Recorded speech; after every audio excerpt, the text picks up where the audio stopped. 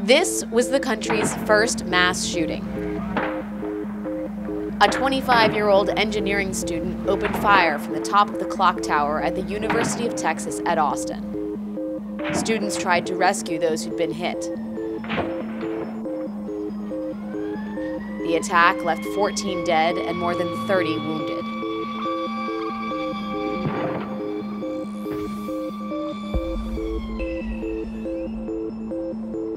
At the beginning of this semester, administrators dedicated this memorial to the victims of the clock tower shooting. It was the 50th anniversary of the massacre, and also the day a new state gun law took effect. At the school that introduced the country to mass shootings, students could now bring guns to campus.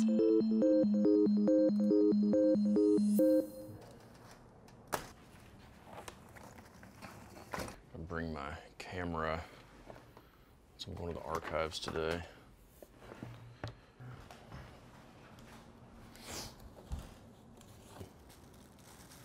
I've pretty much got everything. I just need to grab my gun and then I'm good to go. I mean, now that the law is passed, you know, I'd carry it every day. I wouldn't go hiking without the 10 essentials. You know, I wouldn't go on a car trip without a spare tire. Don't feel like something is gonna happen all the time, but it's just kind of a backup in a potentially bad situation.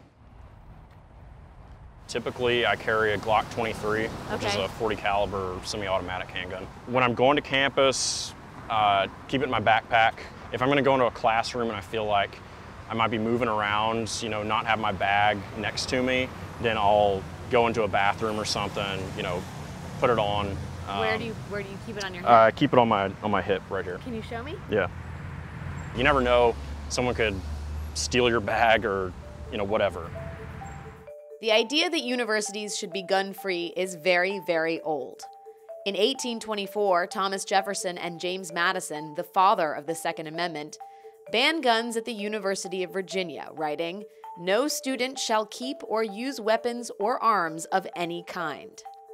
It remains a pretty unpopular idea. In the last 5 years, all but a few of the roughly 70 bills relaxing gun restrictions on campus have failed, even in gun-friendly states like Florida, Alabama, and Georgia. Texas is only the 8th state to allow students to bring guns to campus. For now, students must be 21, own a handgun license, and keep their weapon out of sight. At the University of Texas in Austin, the campus outcry has been loud. As the semester began, students protested with their own version of campus carry. They handed out free sex toys, saying they were fighting absurdity with absurdity. Were you surprised that people were as upset about the dildos as they were? Yes, oh my gosh. Okay, so we knew, of course, they're obscene. But at the same time, there is so much more of an inflammatory reaction to our dildos than there is to a lethal weapon in someone's backpack. Universities are meant to be somewhere where you can, you know, feel free to express your opinion and argue with someone. And I feel like I can't speak my mind as much in the presence of guns. Rules differ by campus. Guns are allowed in the dorms at some Texas universities, though not at this one. Professors can't ban guns from their classrooms. And to keep their offices gun-free, they have to verbally notify each student. So they've started posting signs like these. Lichtenstein. Isn't that great? Very nice. Has it changed the way you comport yourself on campus? Alex, I'm actually surprised how much of a difference it has made to me. Most of the students were completely horrified and shocked when I explained that this policy had gone into effect. So I had students who were from law enforcement or military families who know a lot about good procedure for handling firearms. And what they were saying is, now my focus in a classroom is my back to a corner so that I can see everything that's going on? Am I close to an exit if I have to leave? All the things that they were taught. I had another student say to me, I feel like I'm profiling the other kids in my class now. Like looking around going, I wonder who is carrying. And she said, I hate thinking like that. What I did not anticipate is how distracting this policy would be from the work of teaching and learning that is really at the heart of why we're all here. What do you say to people who are scared? Being afraid of something, I mean, we're on a college campus. The idea is you're supposed to learn about new things. You're supposed to get over this fear of the other, all right? To me, this is a classic case of it. With a little bit of training, you can get over a basic fear of firearms. And to me, that's at the root of a lot of it.